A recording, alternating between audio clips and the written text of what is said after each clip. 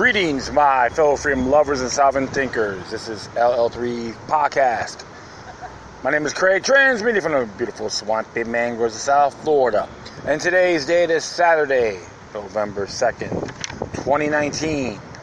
Yes, it's nice, cool, it's breezy out here, windy, in the heart of Fort Lauderdale along the New River. Got the Day of the Dead festival going on a few blocks away. Hopefully everyone had a nice weekend so far and a Halloween. It's funny because the only time I dress up, I like to utilize a holiday on getting people to think, awareness, so forth.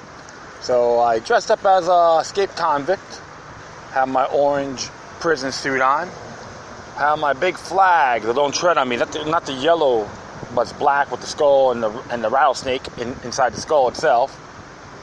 Plus, I had a sign hung on my neck that says "Legalize Freedom" in cursive, and it's pretty cool because you got folks out there that do enjoy freedom and liberty, so forth. Never know. That's what's cool. The only thing about that holiday, I know many people say it's satanic and witchcraft and so forth, but it's always good to utilize it for raise awareness, enlightened. Educate others, and it's pretty cool. So I tried to get the Uncle Sam hat, but they were out of them. I had to wing it, and it worked out just as well. So today I'm going to be mainly addressing what has happened on Halloween, some trick or treat they gave to the American people. House Resolution 660. In reference to the impeachment inquiry of President Trump. It's really intriguing because I see a lot of partiality, discriminatory, arbitrarily, or other words, done in bad faith. Yes, you hear the bell ringing? That's alright. Probably drawbridge will be going up anytime soon. Beep, beep. And I do observe everything the best I can. And to be very frank, I can say dumbfounded. So I'm going to read this in a pursuant to it. And hopefully you guys can comprehend. This is not praising President Trump, saying he's the greatest president since sliced bread. And many of you know I have my criticisms on his actions.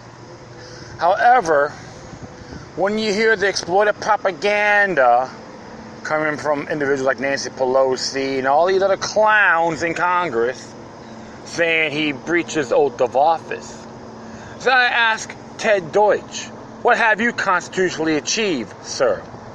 Not a damn thing. He's just an example. So I'm going to start off reading this resolution. And it says here, the House of Representatives, United States, October 31st, 2019, resolved that the Permanent Select Committee on Intelligence and the Committees of Financial Services, Foreign Affairs, the Judiciary, Oversight and Reform, and Ways and Means are directed to continue their ongoing investigation as part of the existing House of Representatives inquiry into whether sufficient grounds exist for the House of Representatives to exercise its constitutional power to impeach Donald John Trump, President of the United States. Sounds so intriguing, witch hunting. And there's people out to go, lock him up, but my person did it, it's exceptional. Yep. Hypocrisy, indeed. Hypocrites. Even from the so-called people, they say they are proud registered voters and don't even honor their own oath, in that position. So, Section 2, open and transparent investigative proceedings by the Permanent Select Committee on Intelligence. Adam Schiff, intelligent? Another dweeb indeed. For the purpose of continuing the investigation described in the first section of this resolution, the Permanent Select Committee on Intelligence, referred to this resolution as the Permanent Select Committee, is authorized to conduct proceedings pursuant to this resolution as follows. 1. The chair of the Permanent Select Committee shall designate an open hearing or hearings pursuant to this section. 2. Notwithstanding Clause 2J2 of Rule 11 of the Rules of the House of Representatives, upon recognition by the chair for such purpose under this paragraph, during any hearing designated pursuant to paragraph 1. The chair and ranking minority member of the Permanent Select Committee shall be permitted to question witnesses for equal specified periods of longer than 5 minutes as determined by the chair. The time available for each period of questioning under this paragraph shall be equal for the chair and the ranking minority member. The chair may confer recognition for multiple periods of such questioning, but each period of questioning shall not exceed 90 minutes in the aggregate. The only chair and ranking minority member or a Permanent Select Committee employee, if yielded to by the chair or ranking minority member, may question witnesses during such periods of questioning. At the conclusion of questioning pursuant to this paragraph, the committee shall proceed without questioning under the 5-minute rule pursuant to Clause 2J2A of Rule 11. 3. To allow for full evaluation of minority witness requests, the ranking minority member may be submit the chair in writing any request for witness testimony relevant to the investigation described in the first section of this resolution within 72 hours after notice is given for the first hearing designated pursuant to paragraph 1. Any such request shall be accompanied by a detailed written justification of the relevance of the testimony of each requested witness to the investigation described in this section of this resolution. The ranking minority member of the Permanent Select Committee is authorized, when with the concurrence of the chair, to require as deemed necessary to the investigation by, which is paragraph 1, by subpoena or otherwise, and subparagraphs 1 and 1, the attendance and testimony of any person, including taking of deposition, and 2, the production of books, records, correspondence, memoranda, papers, and documents, and paragraph 2, I'll say by, or verse 2, whatever you want to call it here, by investigatory, the furnishing of information. Interesting there, right? B, in case that chair declines to concur in a proposed action of the ranking minority member pursuant to subparagraph A, the ranking minority member shall have the right to refer to the committee for decision the question whether such authority shall be so exercised, and the chair shall convene the committee promptly to render that decision, subject to the notice procedures for committee meeting under clause 2G, 3A, and B of Rule 11. C. Subpoenas and interrogatories, so authorized, may be signed by the ranking minority member and may be served by any person designated by the ranking minority member. It's all this minority stuff. What's the matter? All these representatives have to be equal? Can't be equal? So this right here is so baffling. I will go on here. 5. The chair is authorized to make publicly available in electronic form transcripts of depositions conducted by the Permanent Select Committee and furtherance of the investigation described in the first section of this resolution, with appropriate redactions for classified and other sensitive information. So it is not fully transparent, it's compromised. Continue on here. 6. The Permanent Select Committee is directed to issue a report setting forth its findings and any recommendations and appending any information and materials a Permanent Select Committee may deem appropriate with respect to the investigation described in the first section of this resolution. The chair shall transmit such report and appendant,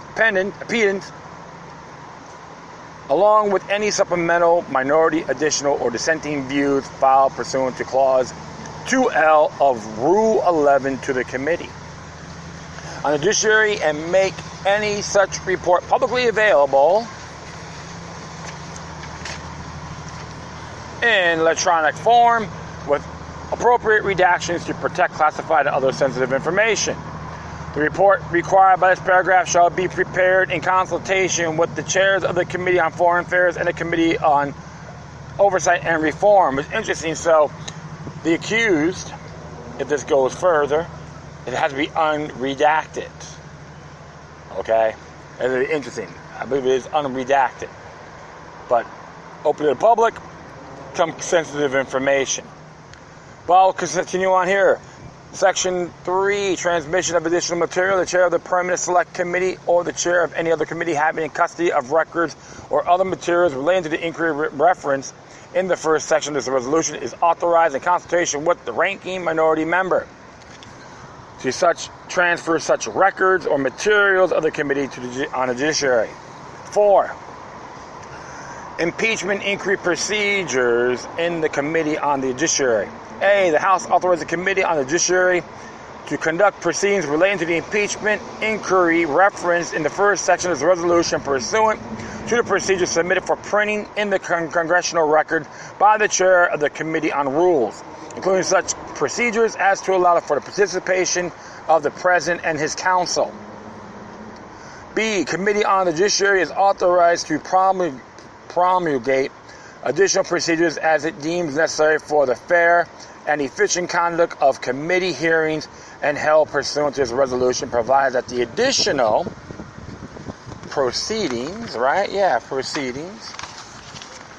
procedures are not consistent with the procedures referenced in subsection A, rules of the committee, and the rules of the House.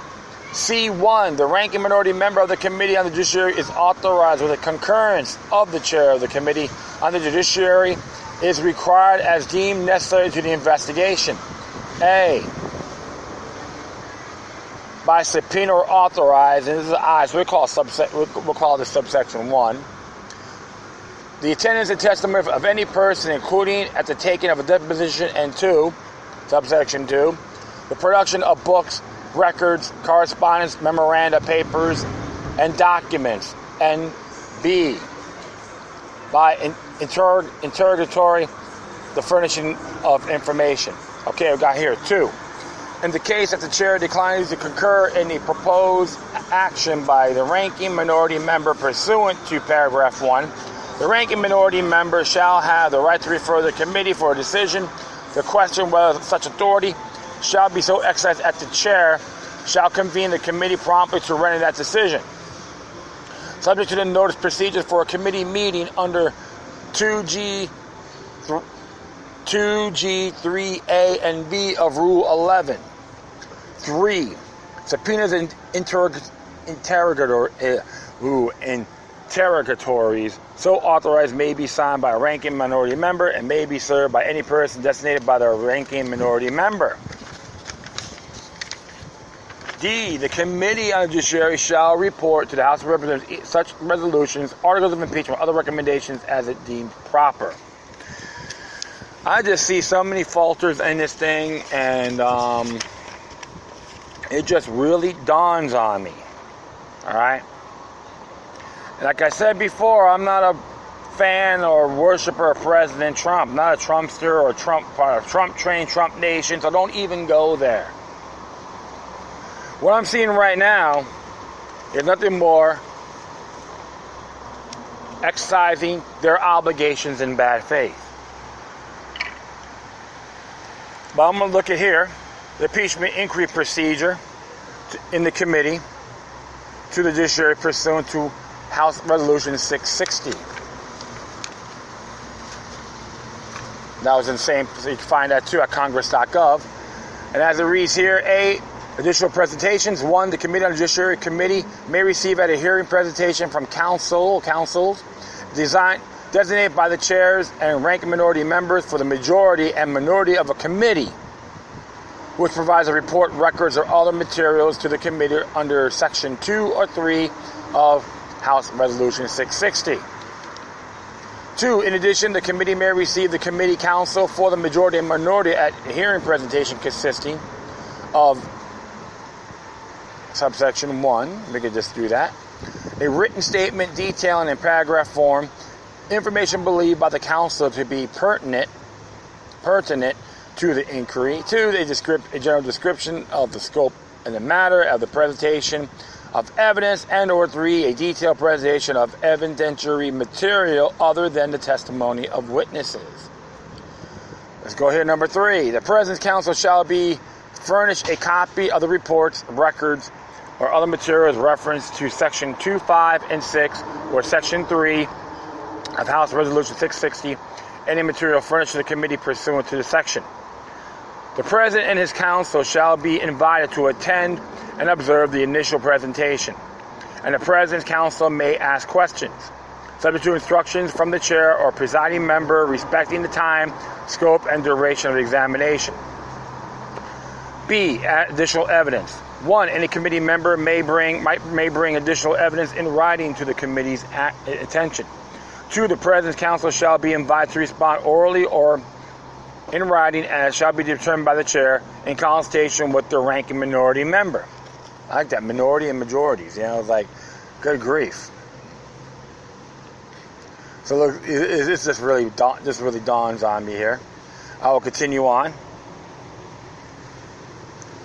3. Should the President's counsel wish the committee to receive additional testimony or other evidence, he or she shall be invited to submit written requests and precise summaries of he or she would propose to show. And in the case of witnesses, precisely and in detail what is expected testimony of the witness would be, if called. On the basis of such requests and summaries in the record, then before the committee shall be determined whether the suggested evidence is necessary or desirable to a full and fair record in the inquiry, and if so, whether the summary shall be accepted as part of the record, or additional testimony or evidence in some forms shall be received, subject to instructions from the chair or presiding member respecting the time, scope, and duration of any examination or presentation. And in making such determination, notwithstanding Rule 2 of the committee on the Judiciary Rules of Procedures, the chair may schedule a committee meeting subject to the notice procedures for a committee meeting under Clause 2G, 3A, and B of House Rule 11. Okay, sorry about that. Nature was calling. Sorry. Ooh, a little bit extraordinary, right? Yeah. All right. C. Witnesses. If and when witnesses are to be called, the following additional procedures shall be applicable to a hearing held for that purpose. 1. The President's counsel shall be invited to attend all hearings, including any held in executive session. 2. Objection relating to the examination of witnesses or his admissibility and of testimony and evidence may be raised only by a witness or his counsel. A member of the committee counsel, or the President's counsel shall be ruled upon by the chair or presiding member. Such ruling shall be final unless overruled by a vote for a majority of the members present. In case of the tie, the ruling of the chair shall prevail. So that'll be the final say, if necessary. It's obvious parliamentary proceedings, or procedures, 3. At the discretion of the chair, in consultation with the ranking minority member, notwithstanding Clause 2J2 of Rule 11, upon recognition of the chair for such purpose under this section during any hearing designated pursuant to House Resolution 660, and these procedures, the chair and ranking minority member shall be permitted to question witnesses for equal specific periods for longer than 5 minutes, as determined by the chair. The time available for each period of questioning under this section shall be equal for the chair and the ranking minority member. The chair may confer recognition for multiple periods of such questioning, but each period of questioning shall not exceed 90 minutes in the aggregate. Only chair and ranking minority member or committee counsel yielded to by the chair or a ranking minority member may question witnesses during such periods of questioning. At the conclusion of questioning pursuant to this section, the committee shall proceed with questioning under the 5-minute rule pursuant to Clause 2J, 2A of Rule 11. Yes, you can hear people playing some cheap music. How sexy. Yeah, so sexy. Listen to these boring tunes. To each his own, right? 4. The President Council may question any witness called before the committee, subject to instructions from the chair or presiding member respecting the time, scope, and duration of the examination. D. At the discretion of the chair in consultation with the ranking minority member, the committee may receive a concluding presentation from President's Counsel and the committee counsel for the majority and the minority.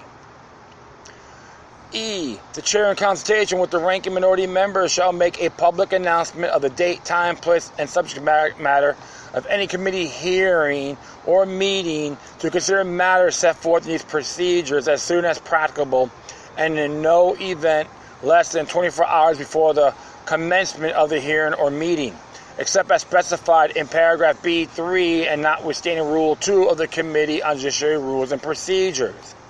F. Should the President unlawfully refuse to make witnesses available for the testimony to or to produce documents requested by the investigative committees listed in the first section of 8 of House Resolution 660 in furtherance of the investigation described in the first section of House Resolution 660, the chair shall have the discretion to impose appropriate remedies, including but deny specific requests by the President or his counsel under these procedures to call or question witnesses.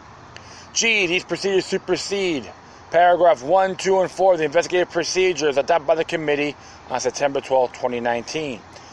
H.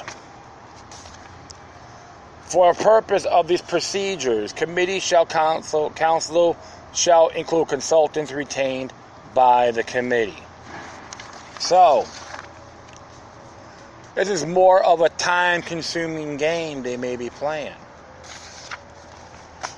And many have said that his interactions with the president of Ukraine was illegal, improper, inappropriate, treasonous, whatever you want to call it, breached his oath of office. What you see here, my friends, witnessing, is nothing more than a typical cloak and dagger adventure, which I've talked about that from the very beginning, even on my Instagram. Before he got sworn in, I said, expect a cloak and dagger extravaganza. Well, I'm no prophet, but I do pay attention very thoroughly. And it was interesting here because it was, of course, we all know about the vote, 232 yays, 196 nays, and 4 not voted. One of the yays is Tulsi Gabbard. Yeah, Tulsi Gabbard herself voted for this impeachment inquiry. And she made a statement, based on the Hill, I'm just paraphrasing, the reference to what happened in Ukraine. Alright? That's a joke, as far as I'm concerned. And to be very frank, she is not an oath keeper herself. If you remember that if I'm correct, she did vote for the BDS amendment, by saying it's okay for free speech, but she wants to be lovey-dovey with Israel. So it's how I'm looking at it, this double speak. That's just an example. And of course, on firearms rights, federalize everything. Yeah. And don't get me wrong, some of the stuff she did I will commend, but this here I gotta condemn. She chose poorly, and this can guarantee have her lose her candidacy as President of the United States. The 2 Democrats that voted with the Republicans, which was all in uniform, unanimously in that particular party, you can add Colin Peterson from Minnesota and Jeff Van Drew from New Jersey, said no to this inquiry because they do see the bigger picture. So this is going to be more of We got to get rid of this guy one way or the other. Because here's the thing, friends. They hate challenging a con man. That's the problem here. I could say that for sure. When he tweets something, they freak out. And the Trump haters' eyes pop out when he tweets. Every time when he speaks, they have steam coming out of their ears. It's like all these little temper tantrums, tirade little spoiled little brats think the world, the country should revolve around them. Yeah. Like the time when they voted to end shipment of the bill got passed in the House and Senate saying that, hey, we got to end the shipments to Saudi Arabia because they're using it on Yemen. President Trump vetoed it. Yeah, I can criticize him for that. Many other things as well, including the executive order on the Keystone Pipeline. I can say that. Yes, I criticize him on that. I criticize him on supporting the $1.3 trillion omnibus bill, which is a complete sham, and the debt ceiling, to raise it, of course. And he still support big spending. Yes, I can say that. No, I won't be surprised if he's being funded by Big Pharma, just like there's other douchebags in there. Okay, I can say that, and so forth. I don't want to digress. So one example about this whole Ukraine thing, the fact is there was a treaty has been passed by the Senate and signed by President Clinton on the crime matters. You go to congress.gov and you can look that up, including the House Resolution 660. And this one here, I'm just going to read off because some of the people in the House talked about the Ukraine ordeal, which is a lot of double speak. It's okay for Joe Blow Biden's son to do whatever the hell he wants. Pretty flamboyant, right? Exceptionalism's patriotic. I can use sarcasm now and then because I do see this whole thing as treasonous. And I did call my congressman Ted Deutsch on that matter. I'm expecting a phone call from him anytime to defend this resolution and his constitutional achievements, which he has none. Maybe 21%, according to the New American, which they're not to be a John Birch member to appreciate the information they provide. So I'm going to read this here, which was declassified, ordered by President Trump on September 24th, 2019. If I'm correct, this came from the WhiteHouse.gov. It says here about the memorandum of telephone conversation, subject telephone conversation with President Zelensky of Ukraine. Participants, President Zelensky, note takers, the White House Situation Room, date July 25th, 2019, from 9:30 to 3:30 a.m. Eastern Daylight Times, and place of residence. So I'll just say Trump and Zelensky. That's what Trump says. Congratulations on the great victory. We all watched the United States, and you did a terrific job. From the United States, you did a terrific job. The way you came from behind, somebody who wasn't given much of a chance, you ended up winning easily. It's a fantastic achievement. Congratulations. This is what Zelensky has to say. Zelensky, excuse me. You are absolutely right, Mr. President. We did win big, and we worked hard for this. We worked a lot, but I would like to confess to you that I have an opportunity to learn from you. We use quite a few of your skills and knowledge, and we are able to use it as an example for our elections. And yes, it is true for that these were unique elections. We were in a unique situation, and we are able to achieve a unique success. I'm able to tell you the following: the first time you called me to congratulate me when I won my presidential election, and the second time you're calling me when my party won the parliamentary election. I think I should run more often so you can call me more often. and we can talk over the phone more often. Of course, the president laughs. Trump laughs. That's a very good idea. I think your country is very happy about that.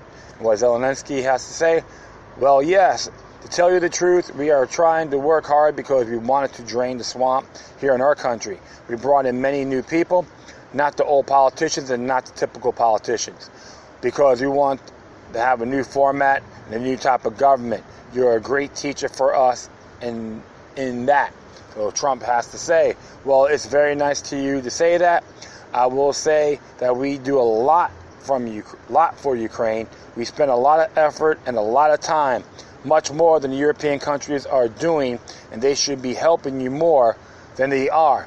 Germany does almost nothing for you. All they do is talk, and I think it's something that you should really ask them about. When I was speaking to Angela Merkel, she talks Ukraine, but she doesn't do anything.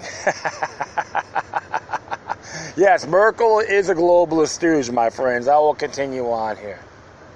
A lot of the European countries are in the same way, so I think it's something you want to look at. But the United States has been very, very good to Ukraine.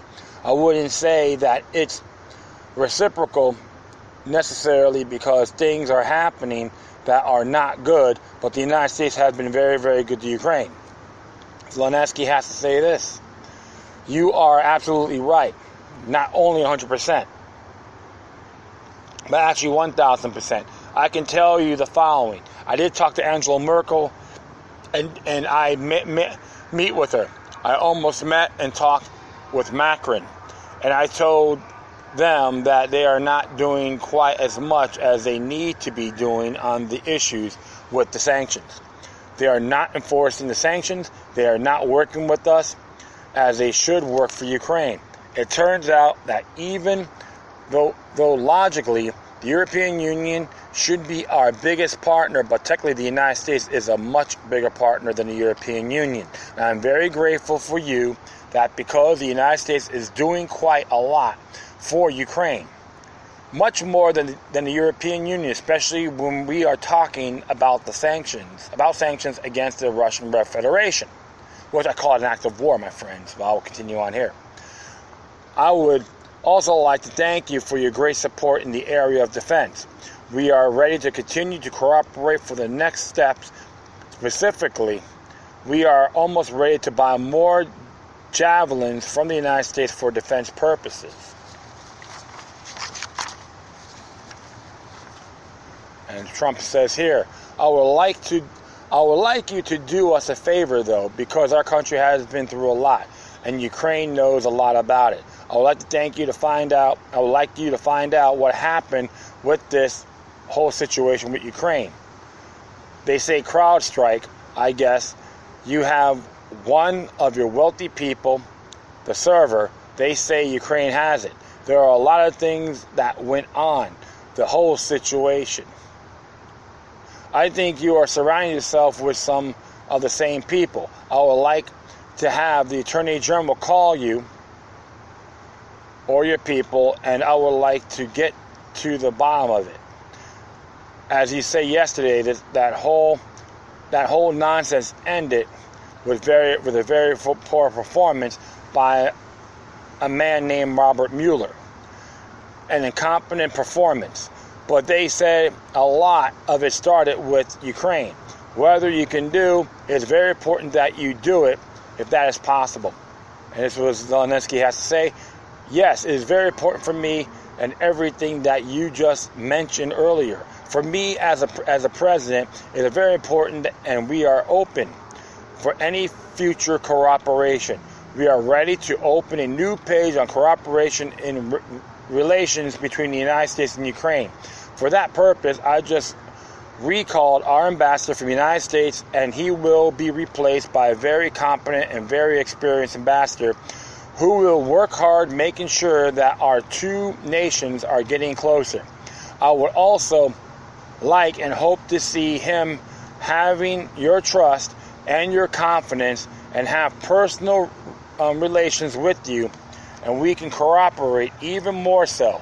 I will personally tell you that one of my assistants spoke with Mr. Giuliani just recently, and we are hoping very much that Mr. Giuliani will be able to travel to Ukraine, and we will meet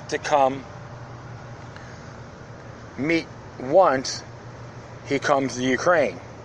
I just wanted to assure you once again that you have nobody but friends around us. So they could say, they can look at the Logan Act on that one, on Giuliani. But, I'm not crazy about the man myself, so I will continue on here. I just wanted to assure you once again that you have nobody but friends around me. I will make sure that I surround yourself with the best and most experienced people. I also want to tell you that we are friends. We are great friends, and you, Mr. President, have friends in our country, so we can continue our strategic partnership. I also plan to surround myself with great people as an addition to that investigation I guaranteed as the president of Ukraine, that all the investigation will be done openly and candidly. That I can assure you. So President Trump says this: good, because I heard you had a prosecutor who was very good and he was shut down, and that's really unfair, and a lot of people are talking about that. The way they shut your very good prosecutor down, and you should have some very bad people involved. Mr. Giuliani is a highly respected man.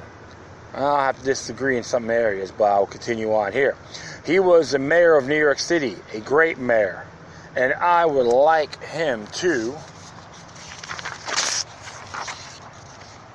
call you. I will ask him to call you along with the Attorney General. Rudy very much knows what's happening, and he's very capable. He's a very capable guy. If you could speak to him, that would be great. The former ambassador from the United States. The woman was bad news, and the people she was dealing with in the Ukraine were bad news. So I just want to let you know that. The other thing, there's a lot of there's a lot of talk about Biden's son. That Biden stopped the prosecution. A lot of people want to find out about that. So rather you can do with the Attorney General would be great. Biden went around bragging that he stopped the prosecution. So if you can look into it, it sounds horrible to me. Interesting about that, because Biden did talk about that on the CFR panel, Council of Foreign Relations, and they brag about it. All you got to do is look it up, folks. Let's watch it in its entirety and make your own decision. So Zelensky says here,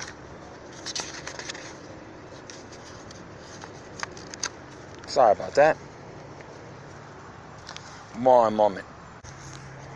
So Zelensky says here, I want to tell you about the prosecutor. First of all, I understand, I'm knowledgeable about the situation.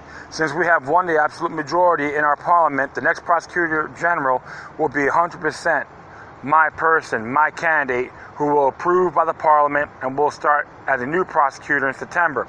He or she will look into the situation, specifically to the company that you mentioned in this issue. The issue of the investigation of the case is actually the issue is making sure to restore the honesty, so we will take care of that, and we'll work on the investigation of the case. On top of that, I will kindly ask you if you have any additional information that you can provide to us. It would be very helpful for the investigation to make sure that we administer the justice in our country with regard to the ambassador to the United States from Ukraine. As far as I recall, her name was Ivanich. It was great that you were the first one who told me she was a bad ambassador, because I agree with you 100%. Her attitude towards me was far from the best, and she admired the previous president, and she was on his side. She would not accept me as a new president well enough. So Trump says here, well, she's going to go through some things. I will have Mr. Giuliani give you a call, and I'm also going to have the Attorney General Barr call, and we will get to the bottom of it. I'm sure you will figure it out. I heard the prosecutor was treated very badly, and he was very fair prosecutor. So good luck with everything. Your economy is going to get better and better, I predict. You have a lot more assets. It's a great country. I have many Ukrainian friends. They're incredible people. And Zelensky says this: I would like to tell you that I also have been quite a few Ukrainian friends that live in the United States. Actually, the last time I traveled to the United States, I stayed in New York near Central Park, and I stayed at the Trump Plaza, I think it is. Hold on, I'm going to Trump Tower. Yep, Trump Tower. I will talk to them, and I hope to see them again in the future. I also want to thank you for your invitation to visit the United States, specifically Washington, D.C. On the other hand, I also want to ensure you that we will be very serious about the case. We'll work on the investigation. As for the economy, there is so much potential for our two countries, and one of the issues that is very important for Ukraine is energy independence. I believe we can be very successful and cooperative energy independence with the United States. We are already working on cooperation. We are buying American oil, but I'm very hopeful for a future meeting we'll have more time and more opportunities to discuss these opportunities and get to know each other better. I'd like to thank you very much for your support. And Trump says this: well, thank you very much, and I appreciate that. I will tell Rudy and Attorney General Barr to call. Thank you. Whenever you like to come to the White House, feel free to call. Give us a date, and we'll work that out. I look forward to seeing you. Zelensky goes, thank you very much. I would be very happy to come and would be happy to meet with you personally and get to know you better. I'm looking forward to our meeting, and I also would like to invite you to visit Ukraine and come to the city of Kyiv, which is a beautiful city. We have a beautiful country which would welcome you. On the other hand, I believe that on September 1st, we will be in Poland, and we can meet in Poland hopefully. After that, it might be a very good idea for you to travel to Ukraine. We can either take my plane and go to Ukraine, or we can take your plane, which is probably much better than mine. If Trump says okay, we can work that out. I look forward to seeing you in Washington and maybe in Poland, because I think we are going to be there at that time. So let's go. Thank you very much, Mr. President. And Trump says, congratulations on a fantastic job you've done. The whole world was watching. I'm not sure it was so much of an upset, but congratulations. Zelensky goes, thank you, Mr. President. Bye-bye. End of the conversation. So if they are trying to get him on criminal mischief or breaking his oath of office because he had this conversation with the president of Ukraine, Zelensky, the fact is, like I said before, there's a treaty on that, on criminal matters, particular criminal matters between the United States and Ukraine, which I'll say once again, approved by the Senate, signed by President Clinton. Congress.gov will give you all that information. If I'm correct, that's how you got to look at these things. And like I said before, my friends, this impeachment inquiry is nothing more than a rhetorical deception. Many may call it a coup d'etat. And to be very honest, I can say there's a lot of merit behind that title, aforementioned. And I would recommend everyone here in the States, notification. Let them know, every state in the union should know, do a resolution stating that this impeachment inquiry is unacceptable. And you put all the names of the people that supported it. Put their names and send it to them. So that'll be the next step, 10th Amendment. I tell you this, if you're going to do a long stretch digression, it's going to backfire. And like I said before, I'm no Trump supporter or Trump lover. What's right is right, what's wrong is wrong. And the clowns in Congress that voted for this are nothing more than treasonous parasites. It will backfire on them when least expected, and they're the one who'll be crying wolf and telling everyone to help them. What happened here, what they've done, should be condemned because they hate competition. They hate trying to con a con man. That's how you gotta look at it. And I did not know, and I boldly admit, I was opposed, petitioned the Senate on not having William Barr in there, because there's a lot of areas I'm not too crazy about. Those are the facts. And that's what information. You gotta look at things across the board. Principle over party.